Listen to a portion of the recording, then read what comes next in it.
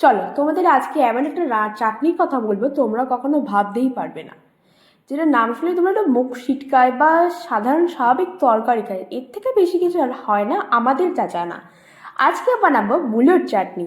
প্রথমে মূলোগুলোকে ছোট ছোট পাতলা করে কেটে গরম জলে ভাপিয়ে নিতে হবে, নিয়ে অন্য একটি পাত্রে রেখে দিতে হবে। এরপরে একটি পাত্রে পরিমাণ মতো জল নিয়ে তাতে এক বাটি চিনি নিয়ে চিনির রস তৈরি করে নিতে হবে।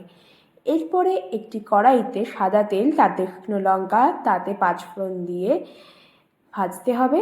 তার সাথে দিতে হবে আমাদের ভাপিয়ে নেওয়া মূলোগুলোকে ভালো মতো নাড়তে হবে।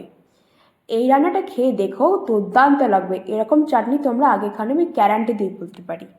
এরপরে আমাদের আগে তৈরি করা চিনি রসটা দিয়ে ভালো মতো ফুটিয়ে নিতে হবে। ফুটিয়ে নেওয়ার আগে তার সাথে দিতে হবে আমাদের যে তেঁতুলের পাল্প। খেয়ে দেখো, প্লিজ কমেন্টে জানিও কিন্তু তোমাদের রান্নাটা কেমন লাগলো। নামানোর আগে পাঁচফোড়ন ছড়িয়ে দিলে রেডি আমাদের চাটনি। যদি ভালো লেগে থাকে ডু লাইক, কমেন্ট, শেয়ার আর সাবস্ক্রাইব। Bye by.